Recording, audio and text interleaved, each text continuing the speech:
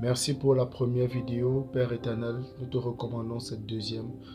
Prends les commandes.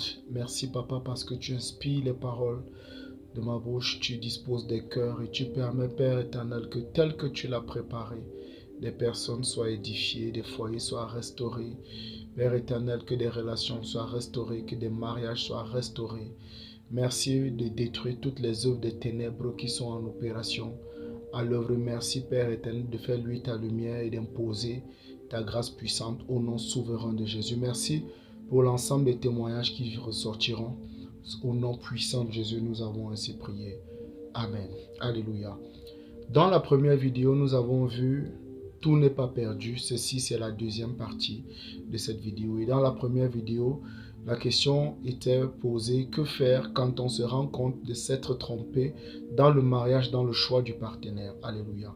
Nous avons compris premièrement que si ce n'est l'Éternel qui bâtit la maison, celui qui bâtit travaille en vain. Si ce n'est l'Éternel qui veille, celui qui veille veille en vain. La grâce merveilleuse, la grâce puissante que nous avons, c'est que le Père Tout-Puissant a investi de son esprit en chacun de nous. Et la Bible nous fait comprendre que nous ne pouvons pas être soumis à une tentation si nous n'avons pas en nous le potentiel de nous en sortir de cette tentation. 1 Corinthiens 10, le verset 13. Donc, chaque fois qu'il y a une épreuve, il y a déjà la solution de cette épreuve. Maintenant, comme Jésus-Christ l'a dit, beaucoup de personnes préfèrent le divorce à cause de la dureté de leur cœur.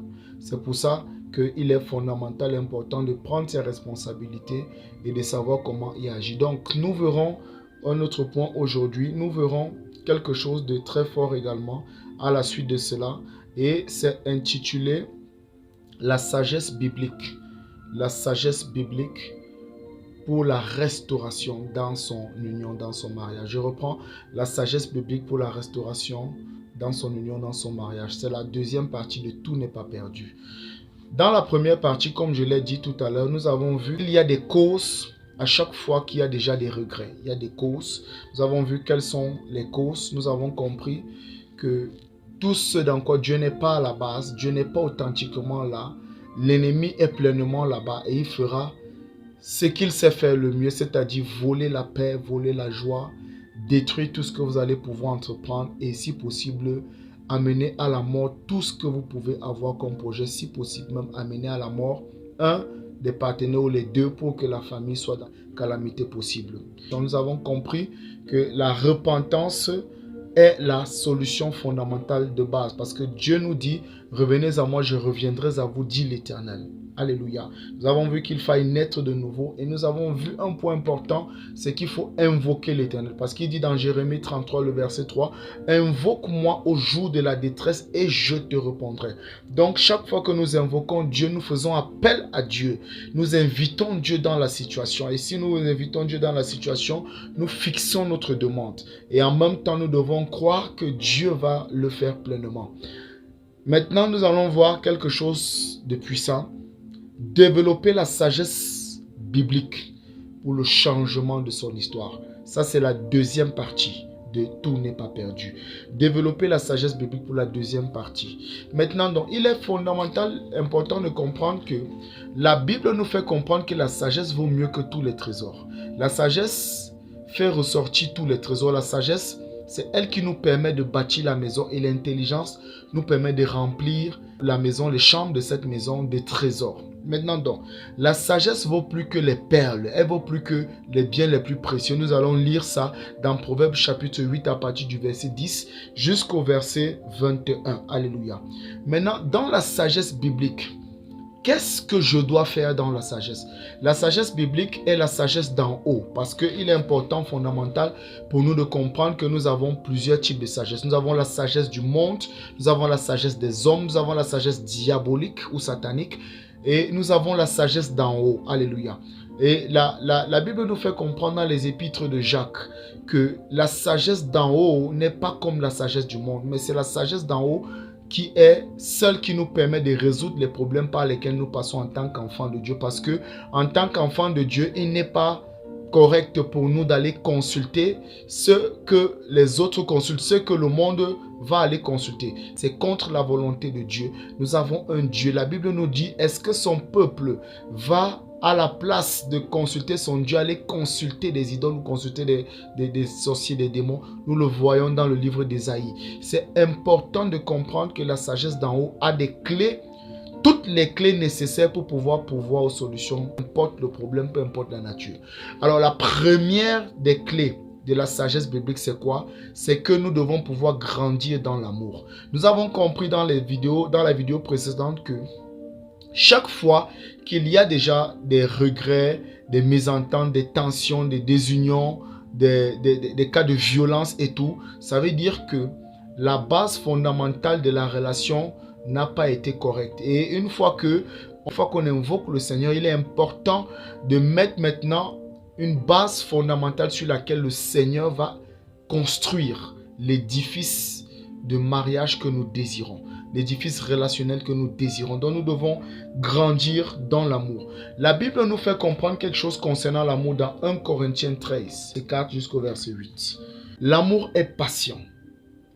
L'amour est serviable. L'amour n'est pas envieux. L'amour ne se vante pas. L'amour ne s'enfle pas d'orgueil. Il ne fait rien de malhonnête. Il ne cherche pas son intérêt. Il ne s'irrite pas. Il ne médite pas le mal. Il ne se réjouit pas de l'injustice, mais il se réjouit de la vérité.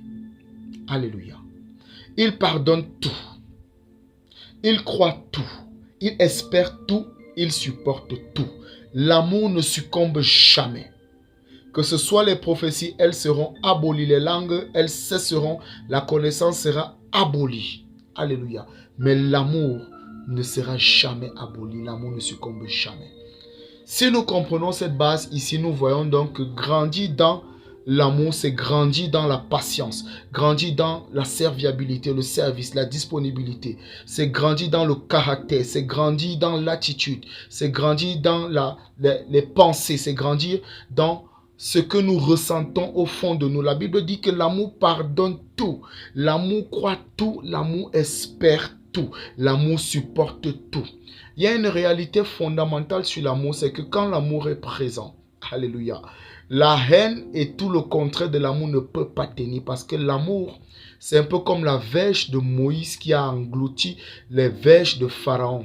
Alléluia. Chaque fois que l'amour est en manifestation et à l'œuvre, toutes les autres verges à l'œuvre, qui sont des verges sataniques et démoniaques, l'amour va engloutir ces autres verges. Ma prière, c'est que comme tu grandis dans l'amour, de toute forme de manifestation impure qui opérait et qui était contraire à l'amour de Dieu dans ta relation, dans ton foyer, dans tout ce que tu peux entreprendre, que ces autres choses-là soient englouties, avalées au nom de Jésus-Christ. Quelqu'un dit un bon amen. Dans Matthieu 22, alléluia, dans Matthieu 22, le verset 37 à 39, nous comprenons également quelque chose. Quand les disciples demandent à Jésus, quel est le plus grand commandement de la loi? Il est le Seigneur ton Dieu, de tout ton cœur, de toute ton âme, de toute ta pensée. C'est le premier et le plus grand commandement. Le verset 39, il dit, et voici le second qui lui est semblable. Tu aimeras ton prochain comme toi-même. Alléluia. Tu aimeras ton prochain comme toi-même. Mako Sakatalabra. Grandir dans l'amour, ici, c'est aimer Dieu de tout son cœur, de toute sa pensée, de toutes ses forces. Si j'aime Dieu, ça veut dire mes pensées, mes émotions, tout ce que j'ai en moi est focalisé sur Dieu, sur la crainte de Dieu, sur ce qui va plaire à Dieu. Par conséquent, je suis relié à une personne par alliance maritale. Qu'est-ce qui va se passer? Je vais commencer à développer l'amour pour mon prochain et à faire à mon prochain ce que je voudrais qu'on me fasse. Ça, c'est ce que Luc 6, le verset 31 nous dit. Il dit, ce que vous voulez que les hommes fassent pour vous, faites-le pareillement pour eux. Alléluia. Il dit, si vous aimez ceux qui vous aiment, quel gré vous en sera-t-on? Les pécheurs aiment aussi ceux qui les aiment. Si vous faites du bien à ceux qui vous font du bien, quel gré vous en sera-t-on? Les pécheurs aussi font autant. Alléluia. Maintenant, donc, nous comprenons ici, c'est que ce n'est pas parce que l'autre ne me manifeste pas quelque chose que je ne dois pas manifester. Alléluia. Donc, il faut grandir dans son amour. Et il y a une puissance derrière la croissance dans l'amour. La deuxième clé maintenant, c'est la loi des semailles. Je dois s'aimer ce que je veux voir. Alléluia. S'aimer ce qu'on veut vivre dans son foyer, dans sa relation.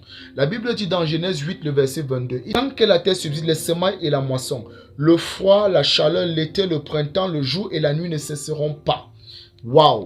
Maintenant, dans Galates 6, le verset 7, il dit, ne vous y trompez pas, on ne se moque pas de Dieu. Ce qu'un homme aura sémé, il va certainement le moissonner. Ça veut dire que chaque fois que je vais s'aimer la joie, je vivrai la joie. Je vais s'aimer l'amour, j'expérimenterai l'amour. Tout ce que je vais s'aimer dans ma relation, c'est ce que j'aurai. Si je désire recevoir des cadeaux, je dois pouvoir faire des cadeaux. Si je désire être chaleureusement accueilli, je dois apprendre à chaleureusement accueillir. C'est fondamental, c'est important. Je dois s'aimer ce que je veux voir. La troisième clé fondamentale, détruire les œuvres du diable. Alléluia. Généralement, le voleur qui ne vient que pour voler, détruire et tuer, quand il entre en exercice dans une relation entre deux personnes, sa première fonction, c'est d'infester les relations, le cœur, le sentiment, la vision, d'aveugler et de procéder par un ensemble de techniques et de ruses pour pouvoir faire en sorte qu'il y ait scission, division, haine, guerre, mésentente, désunion, si possible violence et même meurtre. Ça, c'est comme ça qu'il opère. C'est comme ça qu'il procède. Donc, il est fondamental, important de comprendre et discerner ici que si il y a un ensemble de tensions consécutives, il est fondamental d'identifier qui est à l'œuvre. Est-ce que l'Éternel est à l'œuvre des divisions, des guerres?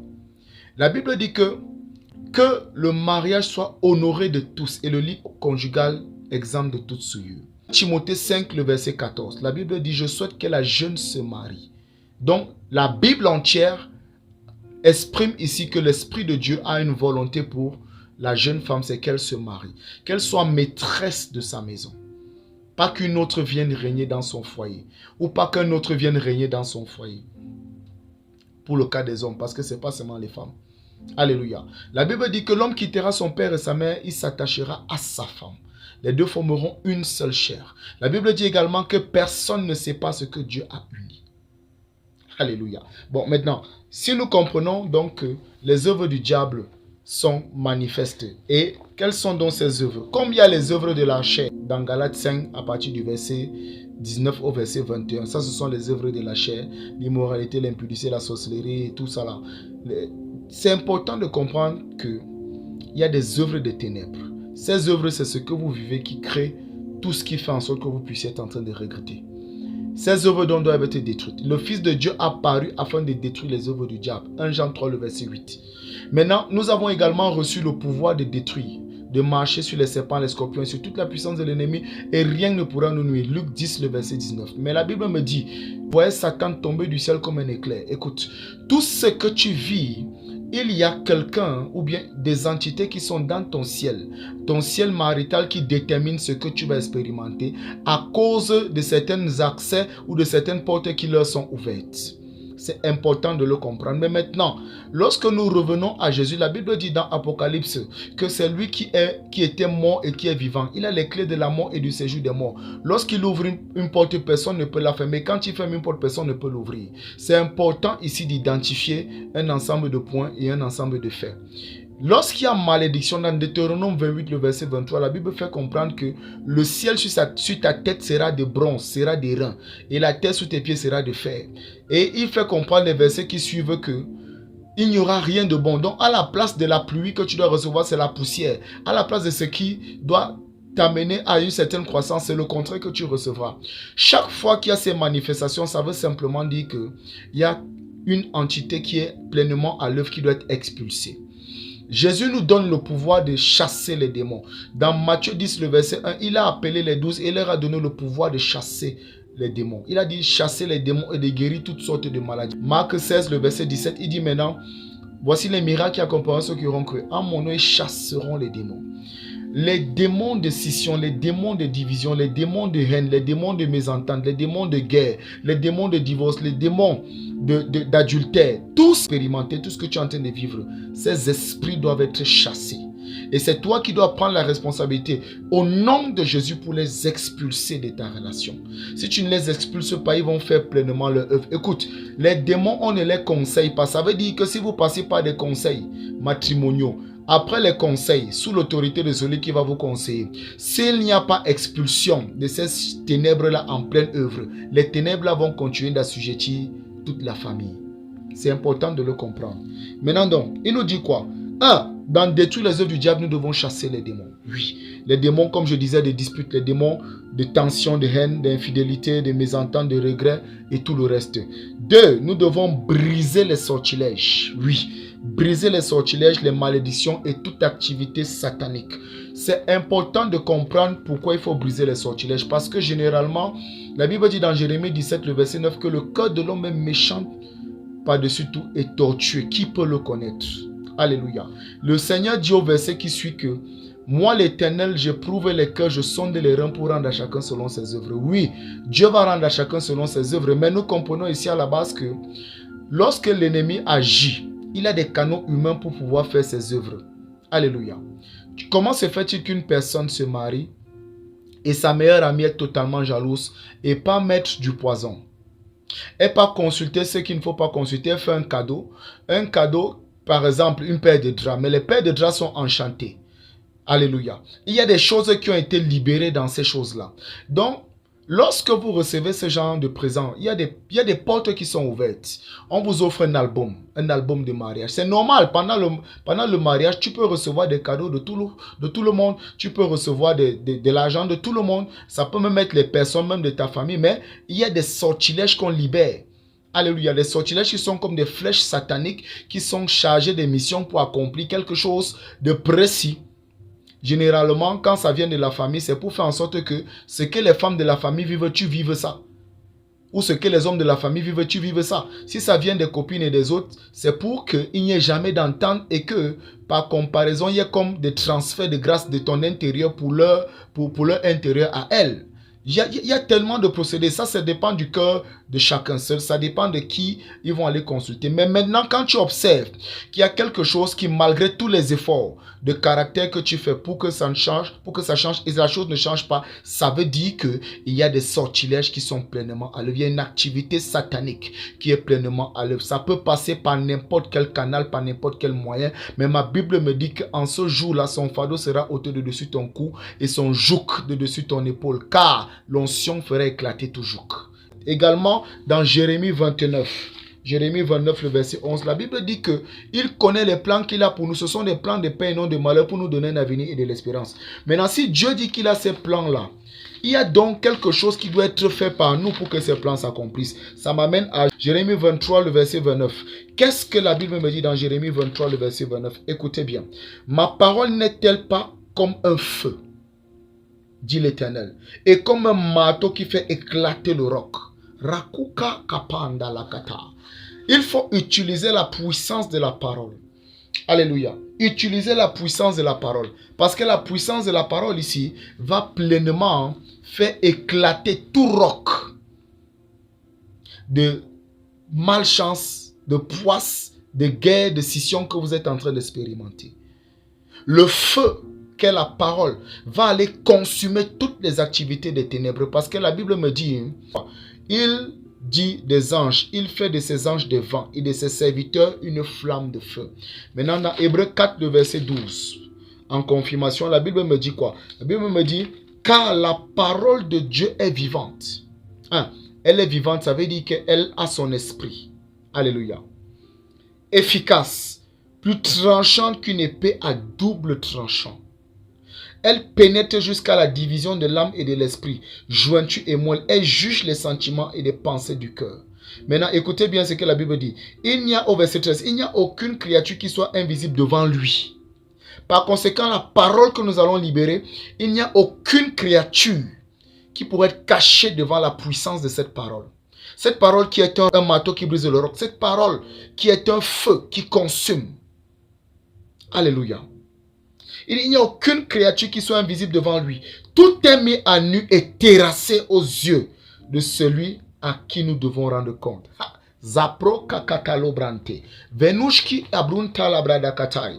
Et maintenant, nous comprenons une chose, c'est que la parole qui porte le feu de Dieu. La Bible dit que les ténèbres régnaient, mais lorsque la lumière est venue, les ténèbres ne l'ont pas reçu. Jean 1, le verset 5. Maintenant, la Bible me fait également comprendre que les paroles que je vous ai dites sont esprit et vie. Jean 6, 63. Donc, chaque fois que je vais employer la parole pour briser les sortilèges, briser toute forme d'activité satanique, alléluia, même les malédictions, cette parole va accomplir ce pourquoi elle est sortie. C'est pourquoi il dit dans Ésaïe 55, il dit, ainsi en est-il de ma parole qui sort de ma bouche, elle ne retourne pas à moi sans effet, sans avoir exécuté ma volonté, accompli avec succès ce pourquoi je l'ai envoyé.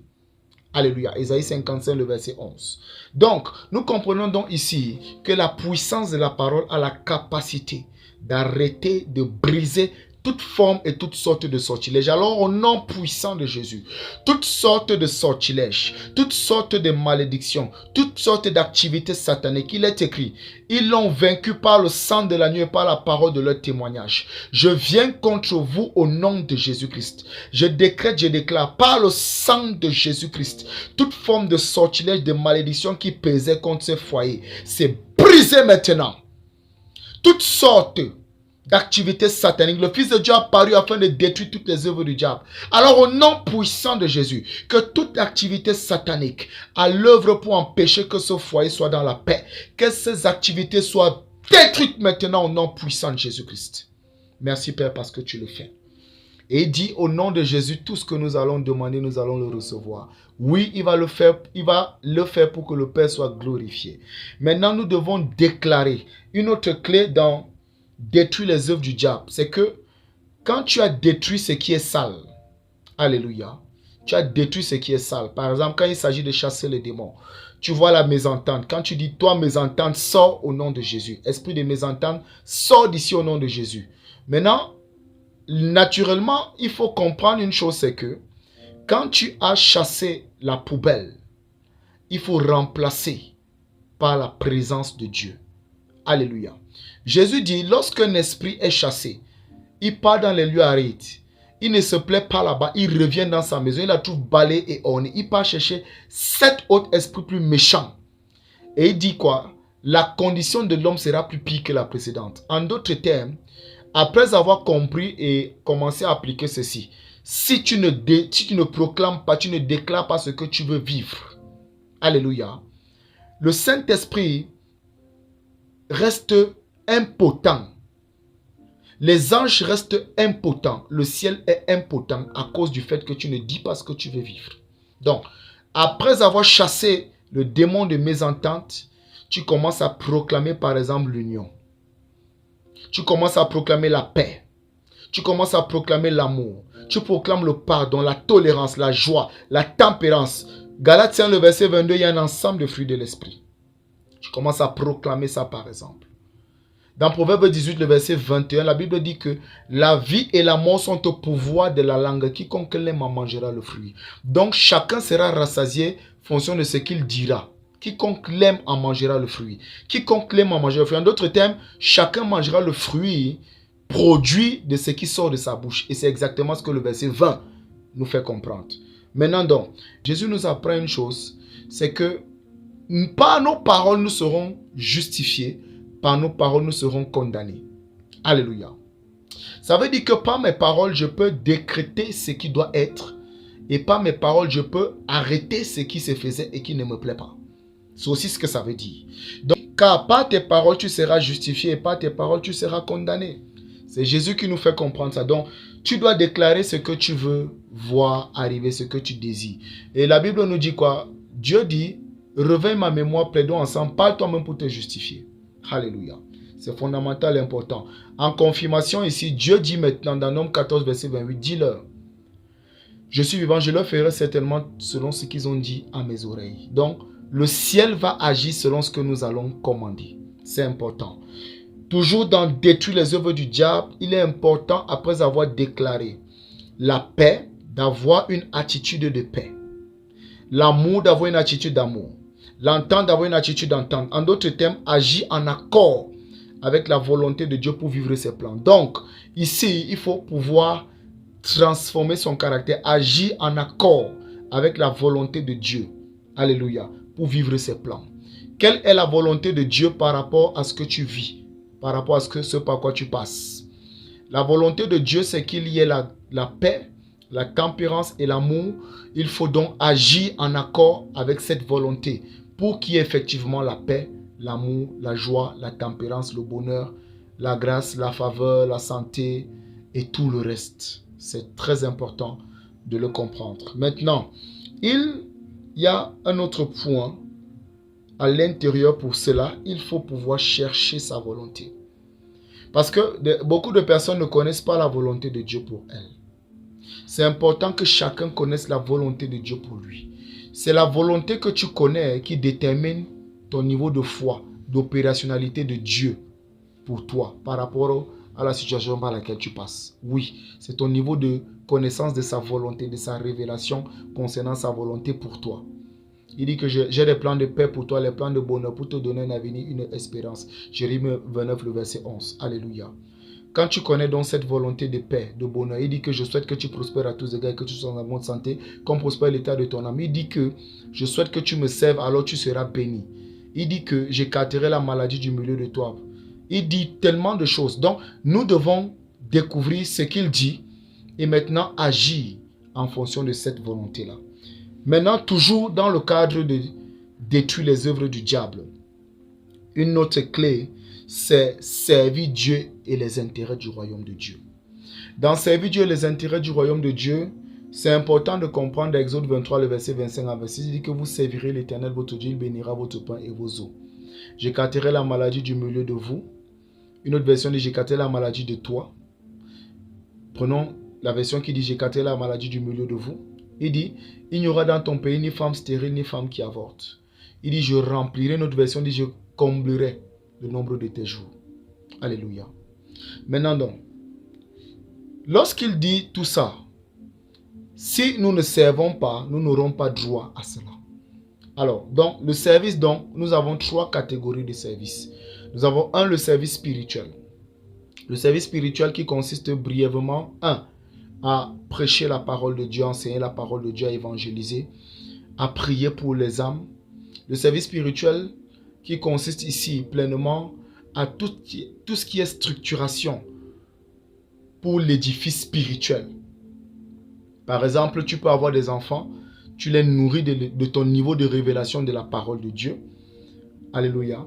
Tu peux servir dans un département où on enseigne la parole de Dieu, peut-être dans ton église. Ou tu peux décider de répondre à ton appel d'évangéliste. Parce que chaque chrétien est appelé à être un évangéliste. Il a dit, allez faire de toutes les nations mes disciples. Matthieu 28, le verset 19. Baptisez-les au nom du Père, du Fils et du Saint-Esprit et enseignez-leur tout ce que je vous ai prescrit. Maintenant, donc, dans Daniel 12, le verset 3, il dit quelque chose de fort. Ceux qui auront enseigné la justice à la multitude brilleront comme la splendeur du ciel. Alléluia. Donc, lorsque je comprends tous ces principes-ci, je ne peux pas avoir les mêmes souffrances que les autres qui ne font pas le service spirituel. Donc, j'ai fini le service spirituel. Deuxième service, c'est le service physique. Le service physique, c'est utiliser ses dons, ses talents, ses potentialités, ses capacités, ses compétences, sa force dans un département ou dans un mouvement qui prône l'avancement du royaume de Dieu. Ça peut être par exemple, tu peux avoir de l'argent, tu peux aider à ce que on aille évangéliser dans un village. C'est ton argent, oui. Maintenant, tu mets ça à la disposition. C'est un service physique. C'est aussi un service financier, on le verra tout à l'heure. Donc, dans le service physique, tu rentres dans un département.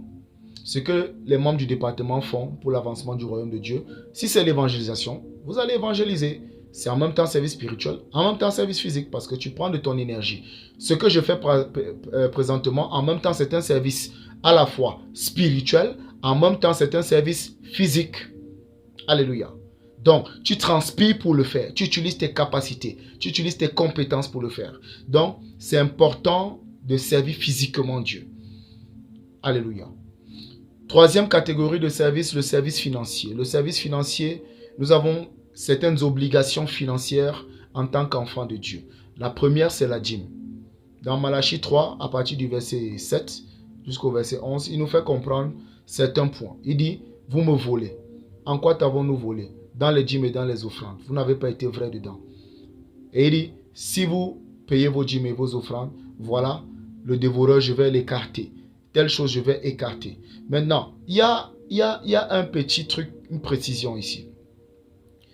Il y a des personnes qui ont des courants de croyance selon leur compréhension. Alléluia. La dîme n'est pas le fait de la loi, comme les gens pensent que c'est l'Ancien Testament. La dîme a existé avant la loi que Dieu a donnée à Moïse. Parce qu'Abraham payait déjà ses dîmes. Il a payé sa dîme auprès de Melchisédek, roi de Salem. Alléluia. Alors, donc c'est important de comprendre, si nous sommes héritiers de la promesse que Dieu a faite à Abraham, nous devons faire les œuvres de notre Père. Alléluia. Dans Galates 3, le verset 29, nous sommes héritiers de la promesse. Nous devons faire les œuvres de notre Père. Alléluia. Jésus dit quoi? Si je ne fais pas les œuvres de mon Père, ne me croyez pas. Mais si je les fais, croyez, du moins à cause de ses œuvres.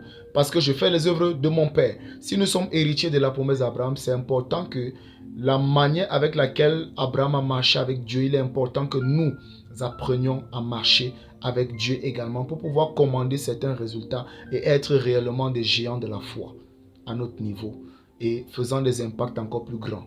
Parce que la Bible dit, l'homme de bien laisse un héritage aux enfants de ses enfants. Alléluia. C'est important de le comprendre. Maintenant donc, nous avons les dîmes, nous avons les offrandes d'adoration.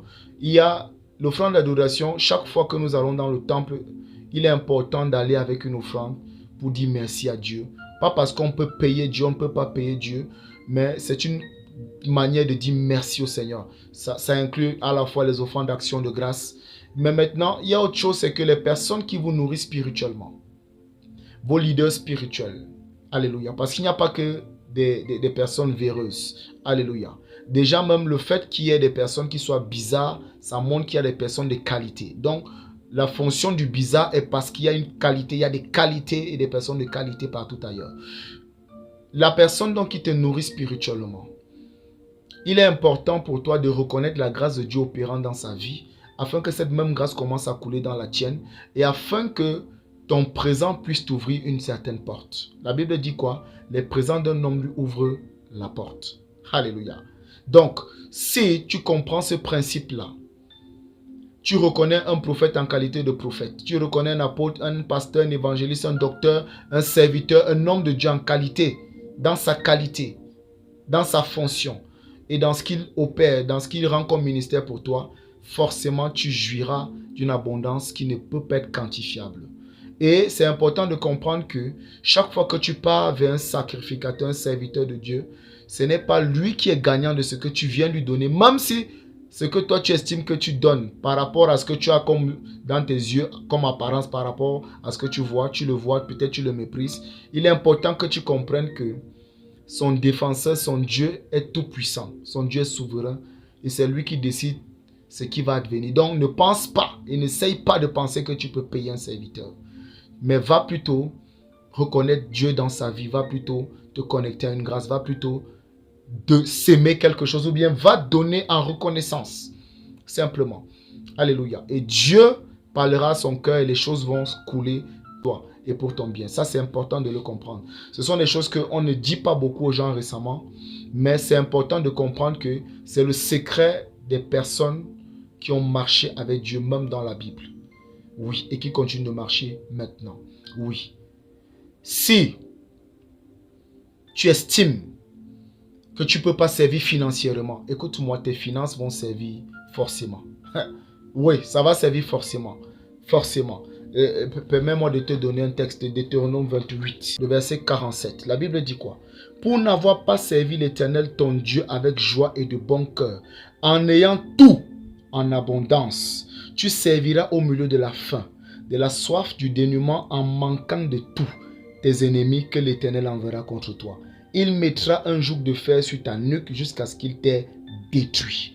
Ça, ce sont les conséquences de ne pas servir Dieu comme il le faut avec ce qu'on a. C'est une obligation de servir Dieu. Soit tu sers Dieu, soit ce que tu as servira à l'autre. Que Dieu nous bénisse. Et maintenant, une vérification claire. Dans Malachie 3, le prophète Malachie nous dit quelque chose. Il y aura une différence entre ceux qui servent Dieu et ceux qui ne le servent pas. Ils seront à moi, dit l'Éternel. Ils m'appartiendront en propre au jour que je prépare. Alléluia. Je les épargnerai comme un homme épargne son fils qui le sert. Il dit qu'il va épargner comme un homme épargne son fils qui le sert. Waouh! Ça veut dire que si on ne le sert pas, on ne sera pas épargné. Verset 18, il dit, vous verrez de nouveau la différence entre un juste et un méchant, entre celui qui sert Dieu et celui qui ne le sert pas. Ce n'est pas moi qui ai parlé, c'est l'Éternel lui-même qui a parlé. Que Dieu bénisse sa parole. Donc, nous comprenons ici un point clair, un point fondamental, que Dieu bénisse sa parole. Nous revenons maintenant. Dans la suite de détruire les œuvres des ténèbres, il est important d'aller à l'église. Aller à l'église où vous allez grandir dans une bonne communion. Il y a église et église. C'est important de le comprendre. Le lieu où tu pars va déterminer la nourriture que tu recevras, la croissance que tu auras. Alléluia. La Bible dit quoi dans 2 Timothée 2, le verset 22? Recherchez avec ceux-là qui recherchent et qui invoquent le Seigneur d'un cœur pur. Donc, s'il te dit ça, ça veut dire qu'il y a des endroits où tu ne peux pas grandir spirituellement. Paul peut dire, ne vous conformez pas au siècle présent, mais soyez constamment transformés par le renouvellement de votre intelligence. Nous avons par exemple des églises maintenant qui, dans le courant actuel des choses, comme la société est en train de valider un ensemble d'impuretés, un ensemble d'abominations, il y a certaines assemblées qui commencent à valider ça. Mais maintenant, quand tu dis que tu pars dans ce genre d'assemblée, tu t'attends à croître comment? C'est donc normal qu'il y ait un ensemble de choses qui t'arrivent, parce qu'il y a une permissivité, si je peux employer ce terme, qui commence à s'opérer. Oui, c'est important de le comprendre. Donc, nous avons fini avec le troisième point qui était de détruire les œuvres du diable. Quatrième point, pratiquer la piété. La piété, c'est l'ensemble des exercices spirituels que nous pratiquons. Alléluia. Dans l'ensemble des exercices spirituels que nous pratiquons, nous pouvons citer la lecture, la méditation de la parole de Dieu. Et l'étude de la parole de Dieu. La Bible nous fait comprendre une chose, que ce livre de la loi ne s'éloigne pas de ta bouche, mais dis le jour et nuit, veille à agir selon ce qui est écrit. C'est alors que tu auras du succès et tu réussiras dans toutes tes entreprises. Josué 1, le verset 8. Ça parle ici de la lecture de la méditation. Isaïe 34, le verset 16. Il dit quoi? Consultez le livre, aucun d'eux n'en fera défaut ni l'un ni l'autre. Car c'est sa bouche qui l'a ordonné, c'est son esprit qui le rassemblera. Concernant l'étude, la Bible nous dit dans 2 Timothée 3, le verset 16, que toute écriture est inspirée de Dieu est utile pour enseigner, pour convaincre, pour redresser, pour éduquer dans la justice, afin que l'homme de Dieu soit adapté et préparé à toute bonne œuvre. Toute bonne œuvre, c'est fondamental, important à comprendre. Maintenant, dans 1 Timothée 4, le verset 8, parlant même d'exercer la piété, la Bible dit que exerce-toi à la piété, car l'exercice corporel profite en peu de choses. La piété a la connaissance de la vie présente et de la vie à venir. Ça veut dire que tout ce que je vais passer le temps à faire physiquement aura des limites, mais beaucoup de limites. Si la Bible dit profitable en peu de choses, c'est profitable, mais c'est en peu de choses. Et quand on te dit peu de choses, sur 100%, peu de choses, ça veut dire 25, ça veut dire 30. Alléluia. C'est important de le comprendre. Donc, à plus de 70%, la piété a la capacité de déterminer ce qui va se passer dans le futur, présent comme dans le futur à venir. Que Dieu bénisse sa parole. Deuxième des choses, il faut pouvoir faire des programmes de jeûne et de prière. Tu dois avoir des programmes de jeûne et de prière. Si possible, vous les ayez ensemble. Oui, programme de jeûne et de prière. Oui. Si deux personnes s'accordent pour demander quelque chose, la Bible dit que Dieu va leur accorder. Alléluia. Et il dit que tout ce que tu vas demander à mon nom, je vais te donner. Il dit encore, demande, je vais te donner. Frappe, on va t'ouvrir. Cherche et tu vas trouver. Matthieu 7, 7. C'est important de le comprendre. Jean 14, le verset 13 à 14. Un autre point maintenant, c'est que il est important d'exercer constamment un ministère de proclamation prophétique. Quand je parle d'exercer un ministère de proclamation prophétique, je ne dis pas que d'autres personnes doivent prophétiser pour toi. Non. Tu es le premier prophète de ta vie. En fait, et de fait, tout ce qui t'arrive, tout ce qui est autour de toi, c'est exactement le fruit de deux choses. Un, tes pensées. Proverbe 23, le verset 27. Tel un homme pense, tel il est. Et deux, tes paroles. Je vous ferai certainement ce que vous aurez dit à mes oreilles. Donc, tu comprends ceci. Nous sommes le fruit de nos pensées et de nos paroles. Donc, si j'exerce un ministère prophétique, ça veut dire que chaque fois que je vais devoir ouvrir la bouche pour parler, ce ne seront pas les pensées humaines, mais ce seront les pensées de Dieu. La pensée de Dieu, quand il y a la guerre quelque part, c'est la paix. Alors je proclame la paix. Donc il faut constamment proclamer prophétiquement ce que tu veux vivre, ce que tu veux voir arriver, que ce soit dans le futur proche, lointain. C'est très important. Et voire même carrément se projeter dans des décennies plus avancées. Parce que beaucoup de personnes ne voient pas au-dessus de 3, 4, 5 ans. Beaucoup. Beaucoup se limitent à manger, à dormir. Le lendemain, ils reprennent la routine. Ils survivent au lieu de vivre. Alléluia. Donc, passer le temps à s'appliquer, à s'exercer dans un ministère prophétique. C'est important. C'est ton ministère prophétique qui va détruire toute prophétie satanique qui a été libérée ou qui est en train d'être libérée ou en cours de libération contre toi. Alléluia.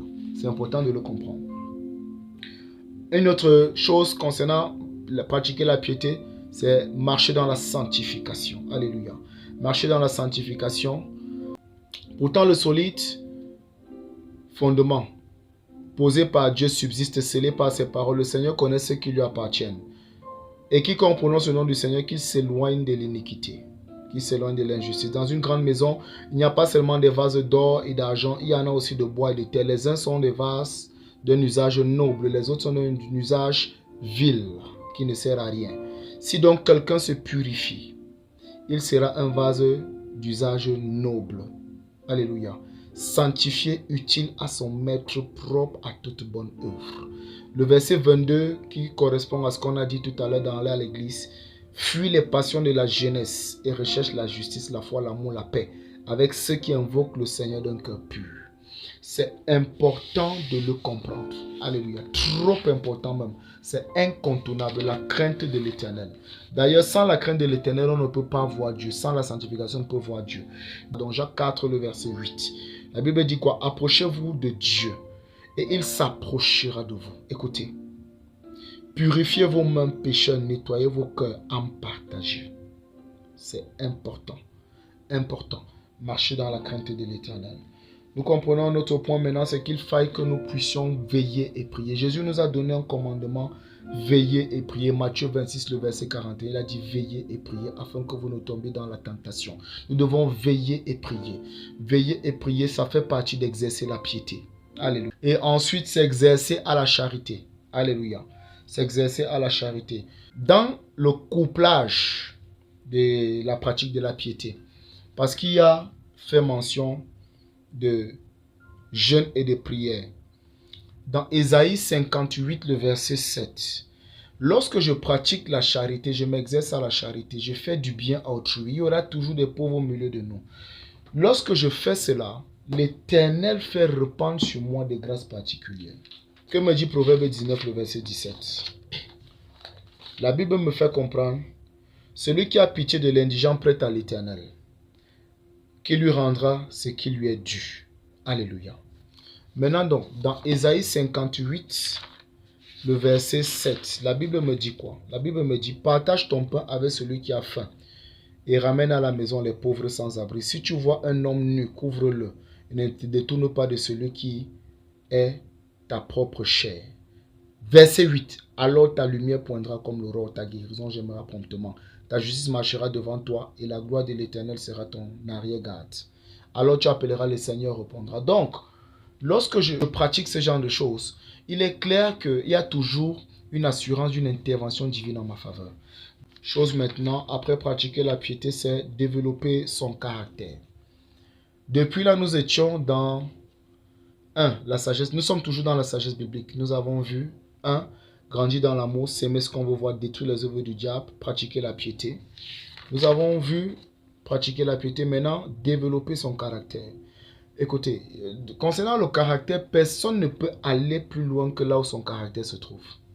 Personne ne peut aller plus loin que là où son caractère se trouve. Par exemple, on a des femmes qui sont querelleuses. Quand tu es une querelleuse, alléluia. Oui, c'est un peu ça. Si tu es une personne violente, c'est clair que la solitude va finir avec toi.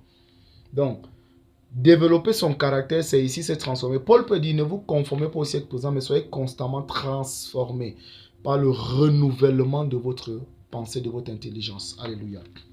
Maintenant donc, il ne faut pas être une personne qui manque de sagesse. La sagesse ici, c'est quoi? La Bible dit que la femme sage bâtit sa maison quand l'insensé la détruit de ses propres mains. Tous les éléments que tu vas constater qui sont constamment en train de détruire ton foyer, tu dois les renoncer, tu dois te détacher. Tu dois les abandonner, tu dois laisser ça tranquille.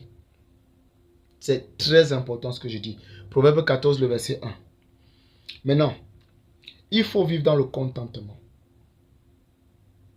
Il y a beaucoup de tensions, il y a beaucoup de divisions, de scissions, parfois des adultères, à cause de la convoitise des yeux, la convoitise du cœur, à cause de certaines choses que les gens poursuivent. Alléluia. Mais la Bible me dit quoi? Dans Proverbe 15, le verset 16 à 17, mieux vaut peu dans l'amour et la paix que beaucoup dans ce qu'il ne faut pas. J'ai paraphrasé, le verset est affiché. Maintenant, Proverbe 16, le verset 8, mieux vaut la justice. Mieux vaut la justice que l'injustice. Nous comprenons une chose ici, c'est que il faut faire attention. Une femme va te dire, par exemple, que je m'en fous de ce que tu fais pour avoir l'argent. Tout ce que je veux, c'est l'argent. Écoute-moi, ce n'est pas une femme là-bas pour toi. Même si vous êtes avancé combien de temps, si elle refuse de changer, tu peux parler quelque part avec elle. Si elle te dit qu'elle s'en fout de ce que tu fais pour avoir l'argent, ça veut dire que si même tu vends ses entrailles, si même tu la vends et tu lui donnes l'argent de sa propre vente, son problème n'est pas que tu l'aies vendu, son problème c'est l'argent. Écoute-moi, elle a un cœur sur l'argent et la Bible dit que là où ton trésor est, là où ton cœur est. Donc nous devons faire attention. Même chose pour certaines personnes. Des personnes sont prêtes à tout pour l'argent. Les personnes servent l'argent maintenant. Tout l'argent, l'argent, l'argent, l'argent. Alléluia, c'est important de le comprendre. Dans Philippiens 4, le verset 6 et dans Job 3, le verset 25. Philippiens 4, le verset 6, la Bible dit que ne vous inquiétez de rien. Mais en toute chose, faites connaître à Dieu vos besoins par des prières et des supplications avec des actions de grâce. Maintenant, Job 3, verset 25, la Bible dit que ce que je crains, c'est ce qui m'arrive. Ce que je redoute, c'est ce qui m'attend. En d'autres termes, il faut bannir les inquiétudes. Il faut vaincre les inquiétudes, il ne faut pas s'inquiéter. Il ne faut pas avoir peur. Ce dont tu t'inquiètes, ce dont tu as peur, tu as déjà attiré ça. Ce que tu redoutes, tu as déjà prophétisé ou bien tu l'as invité en fait. Tu as composé un numéro de téléphone. Chaque fois que tu as peur, tu composes le numéro de téléphone de la chose dont tu as peur afin qu'elle vienne vite à toi. Il ne faut donc pas avoir peur, il ne faut pas s'inquiéter. Donc, il y a des personnes, pour des raisons pareilles, il y a des inquiétudes. Il y a des inquiétudes et il y a toutes sortes de colères à cause de ces inquiétudes. Donc, il faut vaincre ça également. Un autre point maintenant, c'est que la méchanceté ne profite pas. Il faut éviter la méchanceté. Dans Proverbe 10, le verset 2, la Bible nous fait comprendre cela. Également, la femme querelleuse et irritable. Proverbe 21, le verset 19, je l'ai dit tout à l'heure.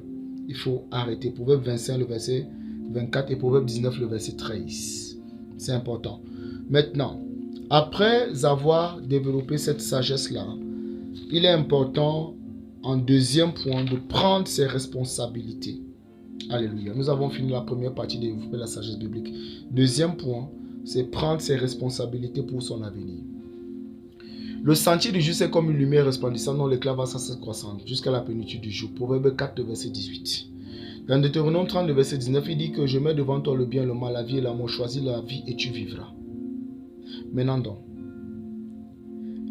prendre ses responsabilités ici, c'est travailler pour l'accomplissement de la vie, du bien, de la croissance, de la prospérité. C'est faire tout ce qu'il y a à faire, qui est faisable, selon les capacités, les dispositions qu'on a, pour que cet agenda de croissance sans cesse, de paix sans cesse, de bonheur sans cesse, de joie sans cesse, d'amour sans cesse, de paix, de longévité sans cesse, que cela puisse s'accomplir. Je vais prendre 2 points ou 3 points. 1. Il est important qu'il y ait la diligence. La diligence, c'est le travail dur. La Bible dit que si tu vois un homme habile dans son ouvrage, il s'assoit auprès des grands. Alléluia. Proverbe 22, le verset 29. Dans Proverbe 31, le verset 10 à 31, la Bible nous parle ici de la femme vertueuse. La femme vertueuse. Le verset 30 à 31, la Bible dit que la beauté est vaine, la grâce est trompeuse. C'est la femme qui craint l'Éternel qui sera louée. Et le verset 31, que porte ses œuvres la louent. Alléluia. Donc, ça montre ici une responsabilité d'activité. On a des femmes qui sont paresseuses. On a des femmes qui veulent tout sur place. Les femmes qui disent l'argent de la femme, c'est pour la femme. Et ça, ce sont des raisonnements que beaucoup de personnes, même dans des assemblées, qui ont refusé d'accepter la volonté biblique. Chaque fois qu'on refuse d'accepter la volonté biblique concernant quelque chose, on est en train de chercher les souffrances nous-mêmes. C'est important de le comprendre. Proverbe 31, la Bible dit que à cause d'elle, son mari se trouve où? Il s'assoit auprès des grands. Il est honoré. À cause de qui? À cause d'elle. Cette femme qui est vertueuse a plusieurs entreprises. Pendant que les autres dorment encore, les autres sont en train de faire d'autres parties de sexe dans la nuit. Elle se lève. Elle commence à donner des tâches à sa maison. Elle prépare. Et elle part chercher son pain de loin. Elle est comme un navire marchand. La vertu, la femme vertueuse, c'est très important. Très important, très très important. Dans les caractéristiques, les 12 caractéristiques qui plaisent et qui font en sorte que l'homme, tu montes, tu descends naturellement, se met à genoux devant toi. La vertu est la 6e. La vertu, c'est la 6e. Nous parlerons de ça dans une vidéo, s'il vous plaît. Donc, nous avons ici le fait que il doit avoir échange constant, prendre ses responsabilités. Il doit avoir des échanges sous le contrôle de la parole de Dieu. Donc, ici, il faut pouvoir s'éduquer, il faut pouvoir se nourrir, il faut pouvoir acheter des livres. Par exemple, la Bible te dit dans Éphésiens 5, le verset 22 à 23. Femmes, soyez soumises, chacune à votre mari, comme au Seigneur, car le mari est le chef de la femme, comme Christ est le chef de l'Église, qui est son corps, et dont il est le sauveur. Comme l'Église se soumet au Christ, que les femmes se soumettent en tout, chacune à son mari. Verset 25 maintenant, il dit quoi? Mari, aimez chacun votre femme, comme le Christ a aimé l'Église, qui s'est livré lui-même pour elle, afin de la sanctifier après l'avoir purifiée par l'eau, la parole, pour faire paraître devant lui cette Église glorieuse, sans tache ni ride, rien de semblable, mais sainte et sans défaut. Alléluia. Verset 28, il te dit quoi? De même, les maris doivent aimer leurs femmes comme leur propre corps. Si tu aimes ton propre corps, peux-tu donner la gifle à ton propre corps? Peux-tu donner des coups de poing à ton propre corps? Et il y a même des femmes qui menacent aussi les hommes. Oui, j'ai entendu un témoignage un jour, en live, direct. Un monsieur qui a plus de 22h30 était encore dehors. Oui, quand nous sortions d'un programme, il était dehors à la station, il était en train de boire. Et sa femme fait partie de la police. Et sa femme lui dit carrément, non monsieur, tu tapes d'abord le café avant que tu ne viennes sur moi. Et à un moment, elle a porté main sur lui. Alléluia. Donc, ce n'est pas seulement les hommes. Ce n'est pas seulement les hommes qui portent main, il y a aussi les femmes qui portent main. Et il était dehors comme ça, il est dépassé. Voilà. Celui qui aime sa femme s'aime lui-même. Voilà, jusqu'au verset. Jamais personne en effet n'a haï sa propre chair, mais il la nourrit. Ça parle des responsabilités. Et en prend soin comme le Christ le fait pour l'Église. Alléluia. Donc, voilà. Jusqu'au verset 33, vous allez lire. 1 Pierre 3, le verset 1 à 12 également, nous parle en ce qui concerne cette éducation. Donc, il doit y avoir cette éducation commune que vous devez avoir. Et dans toujours l'éducation, la Bible dit quoi? Dans Proverbe 22, le verset 6, il dit que instruire l'enfant dans la voie qu'il doit suivre, plus grand, il ne va pas s'en écarter. Si il y a décision de tout cela, les choses vont changer. Et pleinement, les responsabilités seront prises. Que Dieu bénisse sa parole. Un troisième point, après avoir pris les responsabilités. Chaque couple, je ne donne que quelques lignes que l'Esprit de Dieu m'a données. Chaque couple a la responsabilité de travailler dessus afin d'arriver au miracle qu'il désire. Voilà. Remplacer le mal par le bien. Oui. Remplacer le mal par le bien, c'est là où il y avait le péché, c'est imposer la justice. Proverbe 16, le verset 8. Là où il y avait la mésentente, c'est l'entente. Il faut créer l'entente. Alléluia. Il faut créer l'entente. Je l'ai déjà dit plus haut. Il faut créer l'entente. Dans Amos 3.3, la Bible dit que 2 personnes marchent-elles ensemble si elles sont accordées au préalable. Donc cet accord-là, c'est ça, l'entente. Il faut prôner la vérité. La vérité. Jean 8.44, le diable ment. Il n'y a point de vérité en lui. Chaque fois qu'il y a mensonge, chaque fois qu'il y a anguille sous roche, il va venir s'aimer. Il ne faut pas beaucoup pour qu'il vienne créer un problème. Il suffit qu'il y ait un petit mensonge. Alléluia. Une chose qui n'est pas dite vraie, une chose qui n'est pas vraie. Et il va venir te mettre dans toute la pagaille que tu n'as jamais imaginée. Il est tellement vicieux que tu lui donnes le trou d'une aiguille qui a percé, je ne sais pas, un plastique. Il peut faire passer un océan de problèmes là-bas. Que le diable soit dégagé au nom de Jésus-Christ. Vous devez avoir la même foi en Christ. Oui, la même foi en Christ Jésus. Dans Hébreux 6, le verset 1 à 3, nous le voyons. Avoir la même foi en Christ Jésus. Vous devez rechercher constamment la sagesse d'en haut. Celle dont on a parlé dès le départ. Jacques 3, le verset 17 à 18. Il faut fouiller la connaissance, la sagesse d'en haut. Et demander au Saint-Esprit de vous remplir. Il faut pouvoir proclamer des bénédictions divines. Après que les sortilèges aient été détruits, il faut proclamer des bénédictions. Alléluia.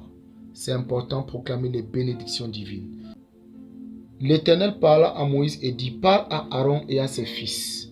Et dit, vous bénirez ainsi les Israélites, vous les bénirez. Que l'Éternel te bénisse, qu'il te garde. Que l'Éternel fasse briller sa face sur toi, qu'il t'accorde sa grâce. Que l'Éternel lève sa face vers toi et te donne la paix. Alléluia. C'est ainsi qu'ils mettront mon nom sur les Israélites et je les bénirai. Donc, nous avons la responsabilité, nous, chacun, de proclamer. Tu bénis ton conjoint, tu bénis ta conjointe, tu bénis tes enfants, tu bénis ton foyer, tu bénis ta maison, tu bénis et tu bénis et tu bénis. Toujours déclarer des bénédictions divines. C'est important. Il faut prôner l'unité. Si 2 personnes s'accordent, Matthieu 18, le verset 19, si 2 personnes s'accordent, peu importe ce qu'ils vont demander, ça leur sera accordé. Ils recevront cela. Il faut constamment créer une atmosphère qui va détruire les œuvres du diable, l'atmosphère de la présence de Dieu, l'atmosphère de la présence de Dieu au travers de la louange, de l'adoration, de l'action de grâce, de la célébration, de la reconnaissance, de l'humilité. Alléluia. Psaume 22, le verset 3, Dieu siège au milieu des louanges de son peuple. Alléluia. Et dans le psaume 100, le verset 4, il dit, entrez dans ses parvis avec des louanges et des cantiques d'adoration. Il est important de faire confiance en Dieu pour tout. Important de faire confiance à Dieu pour tout. Alléluia. Jérémie 17, le verset 7 à 8. La Bible dit, béni soit celui qui se confie en l'Éternel et qui prend son appui en l'Éternel et dont l'Éternel est l'espérance. Alléluia. Ou bien qui espère en l'Éternel. Alléluia. C'est important de le comprendre. Il porte du fruit. Il est comme un arbre planté près des courants d'eau dont les racines s'étendent vers les courants d'eau. Dans l'année de la sécheresse, il n'a pas d'inquiétude. Il reste verdoyant. Alléluia. Maintenant donc, il faut faire clairement à l'autre ce que tu veux qu'on te fasse faire, à l'autre ce que tu veux qu'il te soit fait. Nous l'avons déjà dit dans Luc 6, le verset 31. Et là, nous sommes totalement dans la conclusion. Nous rendons grâce à Dieu pour cette vidéo. Les bonus maintenant, quelques conseils bonus ici. C'est important de comprendre qu'il faut savoir prendre du recul ou se retirer pour sauver sa vie quand tu sens que c'est dangereux pour toi. Alléluia. Nous connaissons tous cette chanteuse qui devait être actuellement en train de faire des croisades et des concerts partout, toujours bénir les gens au travers des dons que Dieu a investis en elle, mais qui actuellement est en train de pourrir dans la tombe parce que précocement, elle a été prise, elle a perdu sa vie à cause d'un choix marital. Alléluia. Donc il faut savoir prendre du recul. Quand il y a déjà des menaces de mort, que ce soit même de ta belle famille, que ce soit de ton conjoint, de ta conjointe, c'est important de savoir prendre du recul pour sauver ta vie parce que tu n'es pas utile étant cadavre. Tu n'es pas utile même pour le royaume de Dieu étant cadavre, non. Il y a une grande destinée pour toi. C'est important de prendre du recul pour connaître clairement quels sont les desseins, les plans de Dieu pour toi et pour pouvoir mieux opérer parce que c'est important de le savoir. Psaume 2, le verset 3. 2 Corinthiens 6, le verset 17 à 18. Voilà quelques textes pour cela. Il est important de ne pas faire la folie quand l'autre fait la folie. Alléluia. La Bible dit dans Proverbe 26, le verset 4 que ne réponds pas à l'insensé selon sa folie, de peur que tu ne sois pris comme lui, que tu ne sois fou comme lui, qu'on te prenne comme lui. Mais le verset qui suit te dit, réponds à l'insensé selon sa folie, de peur qu'il ne se croie trop sage. Ça nous amène maintenant à la troisième des choses, c'est qu'il faut savoir répondre à la hauteur de la gravité de ce qui s'est présenté. Savoir répondre à la hauteur de la gravité de ce qui s'est présenté. Proverbe 26, le verset 5. Maintenant, un autre point, maintenant, c'est qu'il faut faire briller la lumière de Dieu constamment et toute forme de ténèbres va toujours disparaître. Oui. Jean 1, le verset 5, Dieu a dit que la lumière soit, la lumière fut. Genèse 1, le verset 3 à 4, Dieu a dit que la lumière soit, la lumière fut. Dieu a séparé la lumière d'avec les ténèbres. Donc, tu dois toujours constamment faire quoi? Faire briller la lumière de Dieu là où tu penses qu'il y a cette tension et tout le reste. C'est possible de vivre longtemps dans la paix, dans la joie, dans l'amour. C'est possible d'avoir un mariage heureux s'il y a des personnes qui ont un cœur toutes deux pour Dieu. C'est important. Un autre conseil bonus, c'est faire attention à tout ce qui se fait pour t'éloigner de Dieu. Il y a des personnes qui sont en union avec d'autres qui ne sont pas d'accord de leur foi en Christ. Donc, moi, je te dis clairement, fais attention à tout ce qui veut t'éloigner de Dieu, tout ce qui est fait pour t'éloigner de Dieu. L'ennemi te veut, il veut ta vie, il en veut à tout ce qui te concerne. Et son problème, c'est de finir avec toi. Nous avons vu ce qui s'est passé avec Job. Dès qu'il a eu l'occasion, il a fini avec Job. Alléluia. Job chapitre 2. Job chapitre 1. Job chapitre 2. Nous voyons tout ce qu'il a fait. Donc, son problème, c'est il veut pouvoir finir avec les gens. Il n'aime pas l'union, il n'aime pas l'amour, il n'aime pas la paix. Ton premier adversaire dans ton foyer, ce n'est pas ta femme, ce n'est pas ton mari. Ton premier adversaire, c'est le diable. Parce que toi, tu es marié, lui n'est pas marié. Et il n'est pas content que tu sois à l'aise. Il n'est pas content que tu sois heureux. Toi, tu veux montrer que tu es plus heureux que qui? C'est ce que beaucoup vont te dire. Chaque fois que tu entends ce genre de paroles, sache que c'est le diable qui te parle par ces personnes-là. Donc, il t'en veut, il en veut à ta postérité. Dans Jean 10, il vient pour voler, détruire et tuer. Le Fils de Dieu apparu afin de détruire les œuvres du diable. Dans 1 Roi 21, le verset 25, nous comprenons également un grand secret. 2 Samuel 6, le verset 16, Marc 6, le verset 17. Maintenant, un autre truc, c'est qu'il faut ne pas exposer ces problèmes à n'importe qui. Ce par quoi tu vas passer dans ta relation va s'amplifier à cause également des personnes que tu vas consulter. Il y a des personnes qui portent des énergies totalement négatives, des énergies amplificatrices du mal, de la déception, de la douleur, du chagrin. Il faut choisir à qui tu parles de certaines choses. Et il faut faire quoi? Surtout, il faut couvrir son partenaire ou son ex-partenaire. Même si vous n'êtes plus ensemble ou que vous êtes ensemble, il y a des tensions, il y a une manière de couvrir, de protéger, de vanter, d'honorer, de reconnaître la grâce de Dieu, comment est-ce que la personne est merveilleuse et tout. Oui, de reconnaître cela, c'est important. Et pendant que tu vas reconnaître cela, Dieu va te montrer réellement que tout ce qui se passait, c'est parce que les regards n'étaient pas fixés sur les qualités de l'un et de l'autre, mais beaucoup plus sur il y a eu ça, il y a eu ça, il y a eu ci, voilà. Donc, quand tes yeux s'ouvrent beaucoup plus sur les défauts, qui est en train de t'ouvrir les yeux sur les défauts? On te ferme les yeux sur les qualités, on te ferme les yeux sur les bontés, si on te ferme les yeux sur ce qui est bien, mais tes yeux s'ouvrent sur ce qui est mauvais, sache que c'est un diable qui a été manipulé. Alors au nom puissant de Jésus, je prie maintenant, s'il y a un seul diable qui est en train de le faire contre toi, je prie maintenant que ce voile te soit déchiré, il soit consumé par le feu dévorant, et que tu puisses voir et discerner, et faire ce qui a lieu d'être fait au nom de Jésus-Christ. Amen. Donc, il faut faire à l'autre ce que tu voudrais qu'on te fasse. Voilà. Peu importe ce qui s'est passé, il faut savoir. J'ai 1 Pierre 4, verset 8. Michée 7, le verset 5. Très important. Alléluia. Maintenant, pour conclure, il faut faire attention aux mauvaises compagnies. Waouh. Fais attention aux mauvaises compagnies. Ça, c'est la série sur le gâteau. Fais attention aux mauvaises compagnies. Qu'est-ce qu'une mauvaise compagnie? C'est toute compagnie qui va te pousser à faire ce qui est contraire à la volonté de Dieu, à penser contrairement à la volonté de Dieu, à te retrouver dans les voies dans lesquelles Dieu ne veut pas que tu sois. Oui. Le monde va te dire, le remède de l'homme, c'est l'homme. Le remède de la femme, c'est la femme. Elle t'a fait ça. Dis donc, va chercher ou bien regarde, voici une. Écoute, ça c'est une mauvaise compagnie. C'est même un sorcier, une sorcière. Toute personne qui est en train de faire ça. Et tu dois veiller sur ton conjoint. Quand ton conjoint, tu constates que ton conjoint ou ta conjointe est constamment avec une personne qui est une mauvaise compagnie pour elle, qui l'amène à faire ce qui ne plaît pas à Dieu. Si tu as parlé une fois, tu as parlé deux fois, tu as parlé trois fois, ça ne va pas. Écoute, passe maintenant à la phase spirituelle. La phase spirituelle, c'est la phase là où tu vas créer la séparation par la puissance de la parole. Hébreux 4:12 t'a donné quoi? Une clé qui est capable de séparer esprit et âme. Donc même s'ils ont quel lien, quand tu vas passer par la phase de la prière, il y aura séparation avec les mauvaises compagnies. C'est aussi comme ça que tu peux séparer ton partenaire de tout ce qui est contraire. Oui, tu peux faire en sorte que son cœur soit totalement à Dieu. Oui, Proverbe 21, le verset 1. Le cœur du roi est entre les mains de Dieu. Il oriente en faveur de qui il le veut. C'est important de le comprendre. Les mauvaises compagnies. 1 Corinthiens 15, le verset 33. Il faut faire attention aux mauvaises compagnies. Je vais lister un ensemble de versets pour les mauvaises compagnies où vous allez lire à la maison. Maintenant, toujours communiquer pour dissoudre toute forme de doute, de crainte et autres. Mais il faut anéantir tout projet satanique derrière et déclarer ce que l'on désire. Je l'ai dit. Et pour conclure, cherchez à fond la face de Dieu pour la direction divine. Car les alternatives ne sont pas toujours ce que l'on croit. Les alternatives ne sont pas toujours ce que l'on croit. Très important. Alléluia. Telle voie te semble droite, mais son issue, c'est la voie de la mort. Les alternatives, c'est par exemple, le remède de la femme, c'est la femme. Tu vas voir une femme. Dans l'apparence, elle est humble. Dans l'apparence, elle est serviable. Dans l'apparence, elle est... tout ce que tu peux rechercher, que tu dis que ta femme n'a pas. Et réciproquement pour ton mari.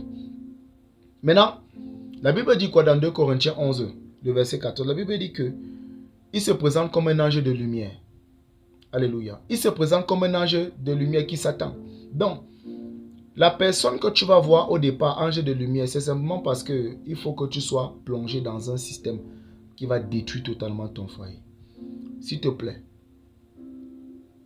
j'ai donné ceci par la direction de Dieu. Oui. Et j'ai précisé un point. Si tu te rends compte que ta vie est exposée, il faut savoir se retirer. Oui. Mais en appliquant tous ces principes, Dieu va certainement se glorifier. Alors je prie maintenant pour toi au nom puissant de Jésus-Christ. C'est que il est important que tu sois né de nouveau. Parce que tu peux avoir écouté tout ceci, tu essaies de mettre en pratique. Et ça ne peut pas donner parce que le royaume des cieux ne te connaît pas. Faire de Jésus-Christ ton Seigneur et ton Sauveur, c'est la clé fondamentale, c'est la clé primordiale, c'est la première clé. Accepte Christ donc maintenant et commence à aller dans une église où tu pourras grandir dans la parole. Ceci, c'est un message, je ne sais pas combien de messages on a mélangé, j'ai mélangé. J'aurais pu faire plusieurs vidéos, mais pour que ce ne soit pas trop long, on a compressé ça pour que ça fasse ces 1 heure de temps. Alors, au nom de Jésus-Christ, que ceci te serve. Maintenant, accepte Christ comme Seigneur et Sauveur et fais cette prière maintenant. Tu vas dire, Seigneur Jésus-Christ, me voici devant toi. Je reconnais que j'ai besoin de toi. Je ne te connaissais pas avant. Je te demande pardon pour tous mes péchés conscients et inconscients. Je t'accepte maintenant comme Seigneur et Sauveur. Je crois que tu es mort et ressuscité d'entre les morts pour que j'ai la vie et que je sois dans l'abondance. Efface mon nom du livre des morts, écris mon nom dans ton livre de vie. Fais de moi la personne que tu veux que je sois. Merci de m'avoir sauvé, de m'avoir pardonné. Merci d'avoir fait de moi ton enfant. Amen. Je prie maintenant pour toi. Père, au nom puissant de Jésus-Christ, bénis tous ceux qui ont à cœur de restaurer leur foyer. Je déclare la paix dans leur union au nom de Jésus-Christ.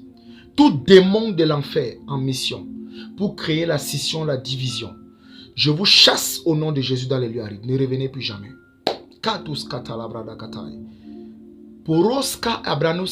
Si un seul des conjoints était dans une prison satanique, victime d'un sortilège, victime d'un envoûtement, d'un enchantement, victime d'une conjuration, victime de quoi que ce soit qui faisait en sorte que son cœur soit détourné de sa partenaire ou de son partenaire. Maintenant, au nom puissant de Jésus, j'arrache ce partenaire de là où il est en prison. Et quiconque avait fait cela, je brise ce sortilège au nom de Jésus. Je détruis cet enchantement, cet envoûtement. Au nom puissant de Jésus-Christ. Tout ce qui a été libéré contre ton mariage, contre ton union, je chasse ça dans les lieux arides. Je retourne ça à l'expéditeur. Et toi, tu es libre au nom de Jésus. Je proclame la paix. Je proclame la joie. Je proclame l'entente. Je proclame l'amour. Oui, vous allez servir Dieu, servir Jésus-Christ dans la même assemblée. Oui, si son cœur est dur comme la pierre, la Bible me dit qu'il est celui-là qui fait sortir l'eau du rocher. Alors au nom de Jésus-Christ, la parole de Dieu qui est un marteau qui brise le roc, je décrète, je déclare au nom de Jésus, son cœur endurci est brisé. Il s'ouvre à l'évangile, il s'ouvre à Jésus-Christ, il s'ouvre à Dieu. Peu importe que ce soit un homme, que ce soit une femme, ton conjoint est libéré de cette prison. Au nom puissant de Jésus-Christ. Que Dieu te garde, que Dieu te fasse du bien, que Dieu te bénisse. Je déclare la bénédiction dans ton foyer. Je déclare la bénédiction dans ton foyer. Au nom puissant de Jésus-Christ. Si tu avais fait quelque chose d'impur, qui a fait en sorte que tu puisses entrer dans un mariage et maintenant tu ne sais pas comment t'en sortir. Je prie maintenant pour l'aide angélique. Je prie pour le ministère angélique en ta faveur. Au nom puissant de Jésus-Christ. Si le cœur de ta personne est arraché, détourné par quiconque, au nom puissant de Jésus-Christ, cette personne est frappée. Au nom puissant de Jésus-Christ, la Bible me dit, le cœur de l'homme est méchant et tortueux par-dessus tout. Qui peut le connaître? Tout cœur humain, toute volonté humaine chargée pour faire en sorte que ton foyer, ce soit la calamité, la catastrophe, les dégâts et tout ce qui ne plaît pas à Dieu. Les kuka kaporas katalabra. L'Éternel maintenant, que la colère de l'Éternel s'abatte sur cette personne au nom de Jésus. Qu'elle soit dans ta belle famille, qu'elle soit dans ta famille, qu'elle soit dans tes relations, que ce soit même ton voisinage, que ce soit le passé d'un d'entre vous. Boka kosakata, kelekoko, tous ceux qui ont dit que rien de bon ne sortira de vous, vous ne serez jamais heureux. Par le sang de Jésus, je proclame le bonheur, la paix, la joie. Merci Père éternel parce que tu le fais. Sois magnifié Papa, sois exalté, sois célébré, sois béni. Seuls ceux qui ont vraiment soif d'un grand changement arriveront à cette proclamation prophétique. Et pour toi qui arriveras à cette proclamation prophétique, que Dieu fasse lui sa face sur toi. Qu'il te restaure et qu'il t'accorde ce que ton cœur désire, qu'il le glorifie. Tu vivras des bons témoignages. Et oui, s'il y a quoi que ce soit qui fait en sorte qu'il y ait les tensions, je prie pour l'intervention divine maintenant. Et la tension est résolue. Même si il a été dit à l'hôpital que tu ne peux pas avoir des enfants. Écoute bien la parole de l'Éternel. Il a dit, soyez féconds et multipliez-vous. Alors sois féconde, sois fécond, sois fertile au nom puissant de Jésus. Et tu te multiplies. Merci Papa, parce que tu le fais. Au nom souverain de Jésus, nous avons ainsi prié. Amen. Que le bonheur et la grâce nous accompagnent. Partout nous irons. Et que la main puissante de Dieu nous conduise dans les lieux élevés. Le chemin du juste est comme une lumière resplendissante qui va sans cesse croissante. Je prophétise, je proclame la croissance sans cesse, la prospérité sans cesse, l'élévation et la grâce de Dieu abondante et surabondante. Demeure béni, Jésus-Christ est Seigneur et souverain, sauveur à la gloire de Dieu le Père. Amen.